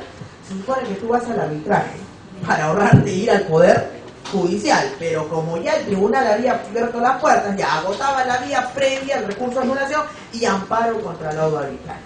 Y lo peor es que no solamente se estaba haciendo abuso del amparo contra el laudo arbitral por parte de alguna de las partes que perdía el arbitraje, sino que los jueces también comenzaron a pronunciarse vía amparo sobre el fondo del objeto o la materia que había sido resuelta en el arbitraje. Se supone que en el amparo el juez solamente tendría que ver si se afectó o no el derecho, pero los jueces comenzaban ya a pronunciarse sobre temas que eran propiamente del arbitraje para el caso en concreto, o sea, ya excediendo sus competencias. Entonces, eso dio origen a que en el Tribunal Constitucional parece ser una presión, yo estoy seguro, de las empresas que utilizan pues el arbitraje, no las cosas grandes, para que el tribunal cambie de criterio. Y llega el caso Sociedad Minera María Julia, donde el tribunal va a hacer un cambio de 360 grados en el tema del amparo contra el laudo arbitral. En el caso Sociedad Minera María Julia, efectivamente, esta institución había perdido un arbitraje y había interpuesto demanda de amparo porque decía que en el laudo arbitral se había vulnerado su derecho de defensa, su derecho de motivación, etcétera, etcétera. En primera instancia le denían la demanda, segunda también, el caso sube al Tribunal Constitucional. Y entonces ahí el tribunal lo primero que va a analizar es el fundamento del arbitraje. Dice el tribunal: para determinar si el arbitraje se somete o no a control constitucional, porque eso no ha quedado claro en el caso Cantuaria Salaverry, mucho se está cuestionando esto, yo voy a determinar las dos posiciones sobre el fundamento del arbitraje. Hay una posición que dice que el arbitraje se somete o se sustenta en la autonomía de la voluntad. Es decir, si se somete a la autonomía de la voluntad entre las partes, yo y la persona con la que me voy al arbitraje somos libres de pactar las reglas, e inclusive las reglas pueden estar por fuera de la Constitución o de las leyes. De repente yo pacto con usted para un arbitraje y le digo, como es autonomía de la voluntad, oiga, ¿sabe qué? Dejamos de lado el debido proceso, el derecho de defensa y simplemente estos derechos nada más. Correcto, y si la otra persona me acepta, perfecto, no hay ningún problema porque es autonomía de la voluntad. Pero el tribunal dice, hay una posición, y la posición sería que el arbitraje no se sustenta en la autonomía de la voluntad, sino que el arbitraje se sustentaría en la capacidad o en la cuestión jurisdiccional del Estado.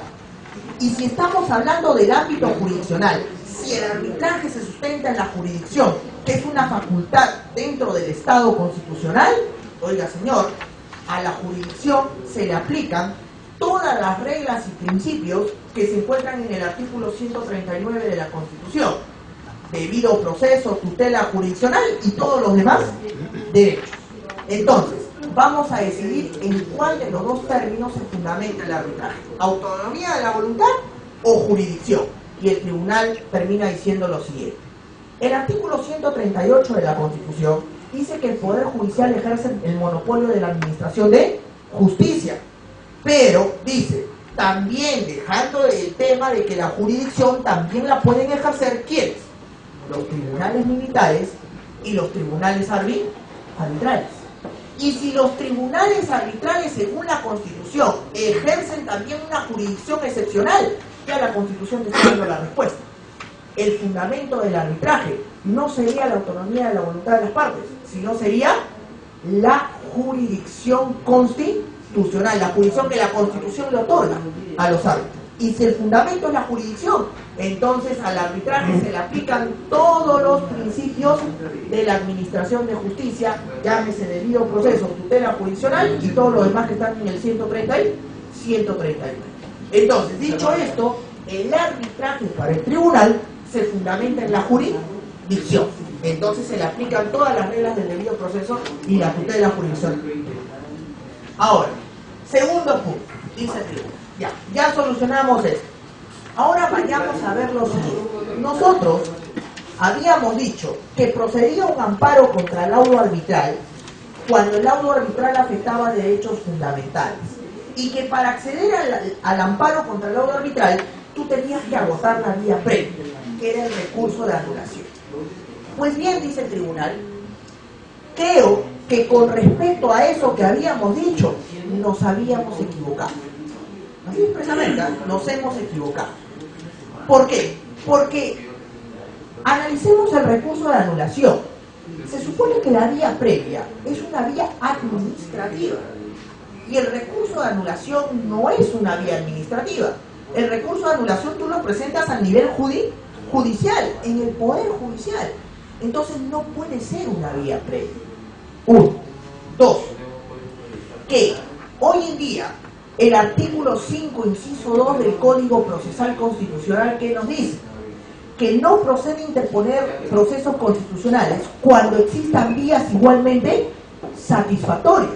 ¿Y qué es la vía igualmente satisfactoria? Aquel proceso judicial ordinario que tutela tu derecho de manera similar al amparo. Entonces, en virtud de esas dos situaciones, vamos a establecer ahora lo siguiente. A partir de este momento, el recurso de anulación no es una vía previa, porque no es una cuestión administrativa. A partir de ahora, en virtud del artículo 5, inciso 2 del Código Procesal Constitucional, el recurso de anulación en el arbitraje es la vía igualmente satisfactoria. Es decir, ahora, cuando el laudo arbitral afecte derechos fundamentales, ya no vaya usted al amparo, vaya directamente al recurso de anulación, porque el recurso de anulación es la vía igualmente satisfactoria, en aplicación directa del artículo 5, inciso 2. Ahora dice, ¿qué pasa si usted va al recurso de anulación y el Poder Judicial le deniega su recurso de anulación? Si usted considera que el laudo le está afectando su derecho. Entonces, cuando pasa esto, usted haga lo siguiente: interponga un amparo contra la resolución judicial que le denegó su recurso de anulación. Pero ojo, eso ya no es amparo contra laudo arbitral, eso es amparo contra resolución judicial. ¿Qué estamos viendo aquí? Que el tribunal, ¿qué está haciendo? Blindando el arbitraje. Lo está blindando, porque ya no cabe, ya te está diciendo que cuando el laudo arbitral afecta derechos fundamentales, tú ya no te vas al amparo, te vas al recurso de anulación, porque es en la vía igualmente satisfactoria. Ya, y si tú consideras que en el recurso de anulación te lo deniegan y te siguen afectando derechos fundamentales, cuestiona usted el recurso de anulación vía amparo, pero ya no será amparo contra el laudo arbitral, eso es un amparo contra resolución judicial. La resolución judicial que se ha emitido en virtud del recurso de anulación. Ahora, esta es la regla, dice el tribunal. Pero sabemos que toda regla tiene excepciones. Entonces, si hay excepciones, yo voy a decir lo siguiente. En principio ya no cabe amparo contra laudo arbitral, porque ya dijimos que esto tiene una vía igualmente satisfactoria, que es el recurso de anulación. Correcto. Esa es la regla. Pero van a haber 3 excepciones, y solamente 3 excepciones, en donde sí cabe amparo directamente contra el laudo arbitral. Solamente en esos 3 casos, y no más. Primer supuesto para emitir un amparo contra el laudo arbitral. Primera excepción. Cuando el laudo arbitral contravenga, inaplique o contradiga un precedente constitucional vinculante. Y ahí es donde yo les estoy diciendo. El arbitraje se supone que es una cuestión entre particulares, pero como el precedente tiene fuerza de ley, ¿hasta dónde le alcanza? También le alcanza a los árbitros. Y el tribunal acá lo está diciendo con todas sus letras, ¿no? Si mañana más tarde se emite un laudo arbitral y ese laudo arbitral osa contradecir mi precedente constitucional, olvídese del recurso de anulación. Eso es amparo contra laudo arbitral directamente. ¿Se da cuenta el poder que el tribunal quiere imponer sobre el precedente vinculante? Los árbitros también se someten entonces a la aplicación del precedente. Primer supuesto. Segundo supuesto para emitir un amparo contra el laudo arbitral. Cabe amparo contra el laudo arbitral. Segunda excepción. Cuando el laudo arbitral haya inaplicado una norma legal que el tribunal ha dicho que es conforme con la Constitución. Oye, ¿cómo esto que el árbitro puede inaplicar? Cuando el tribunal dice que el fundamento del arbitraje es la jurisdicción, dice el tribunal, si el fundamento del arbitraje es la jurisdicción, a los árbitros entonces se les obliga a aplicar directamente o cumplir directamente los principios de la administración de justicia que se encuentran en el artículo 139. Pero también, si se fundamenta el arbitraje en la jurisdicción, le compete a los árbitros aplicar algo que se encuentra para los jueces en el artículo 138, que es el control difuso. Porque los jueces también aplican control difuso, y si los árbitros se fundamentan en la jurisdicción, entonces también tienen la misma potestad que los jueces, hacer control difuso. Pero si tienen esa potestad, también le alcanzan las mismas limitaciones que los jueces tienen para aplicar esa potestad. Recuerde usted que en el expediente 1124-2002, el caso Acción de Amparo, que es el primer caso que el tribunal emitió problemático, no polémico, cuando fue reinstaurado después del gobierno de Fujimori, el caso Telefónica del Perú, ¿no? ¿Se acuerdan del caso Telefónica? ¿No? Ahí el tribunal estableció, Salud, los 3 requisitos que tienen que tener los jueces para hacer control difuso. O sea, no se trata que los jueces van a hacer control difuso porque a mí se me antoja, por ejemplo, estoy resolviendo un proceso penal y ayer leí el Código Civil y me acuerdo pues que en el Código Civil yo creo que vi una norma que era contraria a la Constitución, entonces estoy resolviendo el proceso, estoy emitiendo una resolución en un proceso penal y termino diciendo, y a propósito, inaplico el artículo tal del Código Civil porque es contrario a la Constitución, porque ayer lo leí. Oye, pero ¿qué tiene que ver ese artículo con el proceso que tú estás resolviendo? No tendría nada que ver. Entonces el tribunal dice, cuidado, porque esa potestad tampoco es absoluta, tampoco es arbitraria, no es que los jueces van a hacer control difuso cuando a ellos se les dé la gana. Tienen que cumplir ciertos requisitos. Y en el caso Telefónica, el tribunal establece los 3 requisitos que tienen que tener los jueces para hacer control difuso. Recuérdense que el primer requisito que tienen los jueces para hacer control difuso es que el conflicto que está resolviendo el juez sea producto de la aplicación de la norma objeto de control. O sea, para hacer control difuso sobre una norma, el juez tiene que resolver en base a un conflicto que se ha generado producto de la aplicación de esa norma. Segundo requisito, que para hacer control difuso tiene que ser totalmente necesario la inaplicación de esa norma para resolver el caso. O sea, si no es necesaria la inaplicación, no hagas control difuso. Tú vas a hacer control difuso en la medida que la inaplicación de la norma sea indispensable, sea totalmente necesaria para resolver el caso. Y el tercer requisito, principio de presunción de constitucionalidad. El juez solamente podrá hacer control difuso cuando la norma legal no pueda ser interpretada de ninguna manera de conformidad con la Constitución. O sea, lo que primero que tiene que hacer el juez es buscar y agotar todos los mecanismos, todas las vías para hacer que la norma calce con la Constitución Constitución. Oye, ¿por qué tanto? ¿Por qué no le inaplican? No, cuidado, porque las normas están protegidas por un principio, que es el principio de presunción de constitucionalidad. Entonces, pues tiene que buscar salvar esa norma. Pero ya en última ratio, cuando ya agotó todos los medios y no puede salvarla, entonces ya no te queda otra más que inaplicar. Esos son los 3 requisitos para hacer control difuso que están en la 1124 y que se aplica a los jueces y por ende también se aplicaría a los árbitros, porque ellos también pueden hacer control difuso. Pero además de esos requisitos, hay un límite que está en el artículo 6º del título preliminar del Código Procesal Constitucional. ¿Y cuál es ese límite? El límite es el siguiente. El código dice: los jueces están impedidos de inaplicar una norma legal que el Tribunal Constitucional ha dicho que es conforme con la Constitución. Con este precepto, que es el segundo párrafo del artículo 6º del título preliminar del Código, tú te das cuenta de algo, que el control difuso se somete al control concentrado. Si mañana más tarde el tribunal, en una sentencia de inconstitucionalidad, dijo que la demanda es infundada porque la ley X es conforme con la Constitución, pasado mañana los jueces no pueden hacer control difuso sobre esa norma que el tribunal ha dicho que es conforme con la Constitución. Oiga, y si ese es un límite para que los jueces hagan control difuso, ese límite también es para los árbitros. Por eso el tribunal dice: segundo supuesto para que se pueda presentar un amparo directamente contra el laudo arbitral, cuando el laudo arbitral haya inaplicado una norma que el tribunal ha dicho que es conforme con la Constitución. Si lo ha hecho, de frente amparo contra el laudo arbitral. Y falta una tercera excepción o un tercer supuesto. Cuando el laudo arbitral afecte derechos fundamentales de terceros que no han sido parte del arbitraje.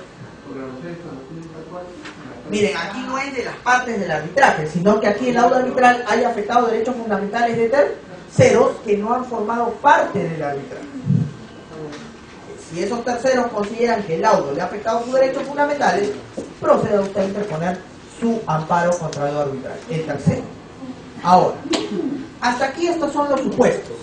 Pero a continuación el tribunal va a decir algo que para los especialistas en arbitraje es un disparate, ¿no? Y creo que en algo tienen razón, porque el tribunal dice: muy bien, acá están los 3 supuestos únicos para presentar un amparo contra el laudo arbitral. Pero ahora vamos a establecerlos así. En cualquiera de los 3 supuestos, usted puede interponer amparo contra el laudo arbitral y ya no se va al recurso de anulación, ¿no? Pero antes de interponer el amparo contra el laudo arbitral, usted tiene que agotar la vía previa. Oye, ¿cuál vía previa? Bueno, la vía previa va a ser la siguiente: presentarle una solicitud al tribunal arbitral estableciéndole alguno de los supuestos en los que ha incurrido, de los 3, y luego de un plazo razonable. Si el tribunal arbitral no ha contestado tu solicitud o la ha contestado denegándola, entonces se entenderá que se agotó la vía previa y podrá interponerse ahí directamente un amparo contra el laudo arbitral. Cuando a un especialista de arbitraje tú le preguntas sobre la sentencia del tribunal, dice: ¿de dónde diablos han sacado una vía previa? Porque eso no está en la ley de arbitraje, que es el decreto legislativo 1067, 68, si no me equivoco, ¿no? Eso no está en esta ley de arbitraje. 2, que dice que presentas una solicitud ante el tribunal arbitral. ¿Y qué va a hacer el tribunal arbitral con la solicitud? ¿Que va a dejar sin efecto su laudo arbitral? ¿Lo va a cambiar? Y 3, habla de un plazo razonable. Pero ¿cuál es el plazo razonable? Para una persona puede ser 2 días, para otra 3, para otra 1 mes. O sea, no hay criterio. Y ahí te genera la ambigüedad, la confusión, la controversia. Luego de haber dicho esto, que no queda muy claro, que habrá que ver cómo se maneja esta situación, el tribunal pasa a establecer otra cosa más, que esto sí creo que es importante. El tribunal, en cualquiera de los casos, una vez que se interpone la demanda de amparo contra el laudo arbitral, los jueces lo único que pueden hacer es declarar la nulidad parcial o total del laudo arbitral y ordenarle al tribunal arbitral que vuelva a emitir un laudo en base a cualquiera de estas tres situaciones. Pero en ningún caso, dice el tribunal, los jueces se van a meter a resolver cuestiones de fondo que son propias del arbitraje. Eso no, usted simplemente como juez revise si cumplió o no esos tres requisitos y ordene que se emita un nuevo laudo. Punto. Hasta ahí le alcanza su competencia. No más. Meterse al fondo de lo que fue objeto del arbitraje, eso no le corresponde, ¿no? Fallo declarando infundada la demanda y estableciendo el overruling, porque aquí está cambiando de criterio. Ya no es cualquier cosa que se va a interponer amparo contra el laudo arbitral, sino solamente tres excepciones. Entonces, ahí tenemos el caso de la sociedad minera María Julia, precedente vigente hasta el día de hoy en materia de laudo arbitral. Lo que no nos queda claro, y habrá que ver con qué más dice el tribunal, es el tema de esto de la vía previa que ellos han inventado, ¿no? Porque eso no está en la ley de arbitraje, es una vía previa que se ha inventado acá, en esta sentencia del tribunal, donde no queda claro qué va a hacer el tribunal arbitral con esa solicitud y cuánto es el plazo que yo le tengo que dar para que el tribunal me responda. Que obviamente me tiene que responder negativamente, ¿no? Porque no otra cosa, no me va a responder afirmativamente, ¿no? Y ellos mismos cambiar su laudo. No sería lógico. Entonces, acabamos de ver el precedente variado. Vamos ahora con los precedentes relacionados al tema del amparo contra amparo. Recuerde usted que con respecto al amparo contra amparo, hay 10 reglas de amparo contra amparo. 10 reglas, 10 causales de amparo contra amparo, que han sido desarrolladas por el Tribunal Constitucional a lo largo de aproximadamente 4 o 5 sentencias del tribunal que vemos acá, que tienen un origen común, la 4853, el caso Dirección Regional Pesquería de la Libertad, pero que se han ido aumentando hasta el caso Cerro Prieto, donde el tribunal establece la 10ª regla del amparo contra amparo. Vamos a ir viendo las 10 reglas de esta figura tan polémica del proceso constitucional contra proceso constitucional. De hecho, que si nosotros revisamos el Código Procesal Constitucional, nos vamos a encontrar con algo bien claro. El artículo 5, inciso 6 del Código Procesal te niega la posibilidad del amparo contra amparo. El artículo 5, inciso 6, a la letra bien claro dice que no procede interponer procesos constitucionales contra resoluciones judiciales firmes recaídas en otro proceso constitucional. O sea, está prohibida la figura del amparo contra amparo bajo el sentido literal del artículo 5, inciso 6 del Código. Pero nosotros sabemos que el Código dice una cosa y que el tribunal te termina diciendo otra y termina interpretando de la manera como el tribunal desea, ¿no? Y esto pues justamente fue así, porque antes del Código, cuando estaba vigente la ley 23506, el tribunal ya había abierto la puerta del amparo contra amparo. Para ellos era totalmente procedente esa figura, porque decía el tribunal, el artículo 200, inciso 2 de la Constitución me dice que no procede interponer amparo contra resoluciones judiciales firmes provenientes de un proceso regular. Contrario sensu, si la resolución judicial proviene de un proceso irregular, si cabe interponer un amparo. Entonces, ¿cabe amparo contra resolución judicial? Sí, por supuesto. Y cuando hablamos de una resolución judicial proveniente de un proceso irregular, ¿yo qué entiendo por proceso irregular? Entiendo por proceso irregular aquel que vulnera el debido proceso de la tutela jurisdiccional. En consecuencia, proceso irregular, ¿cuál puede ser? Un proceso civil, un proceso penal, un proceso laboral, y ¿por qué no un proceso constitucional? ¿No es que acaso los jueces constitucionales nunca se van a equivocar? No, también se pueden equivocar y pueden contravenir el debido proceso de la tutela jurisdiccional, y por ende su resolución puede contravenir, pues, puede provenir de un proceso irregular. Entonces, en virtud de ello, cabe la figura del amparo contra amparo. Pero así como se vivió la crisis de amparitis, también se vivió una crisis de amparitis en el amparo contra amparo. Todo el mundo interponía amparo contra amparo, contra amparo, del amparo, del amparo, del amparo, ¿no? Entonces, obviamente se había desnaturalizado, y eso conllevó a que los creadores del código dijeran, no, esto del amparo contra amparo no va más, porque se desnaturaliza la figura. Domingo García, por ejemplo, hasta el día de hoy, considera de que no es posible un amparo contra amparo, que solamente cabría amparo contra resolución judicial por parte de cualquier proceso judicial, pero no contra un proceso judicial proveniente o que sea de naturaleza constitucional. Porque los procesos judiciales están para salvaguardar derechos y no se pueden obviamente interponer entre ellos. Pero el tribunal tenía otra posición. Y en la 4853 el tribunal va a decir, ¿procede o no procede amparo contra amparo? Sí procede, y vamos a establecer las 6 primeras reglas o nuevas reglas del amparo contra amparo. Pero me acaban de comunicar que vamos a ir, hombre, y después regresamos con las 6 reglas.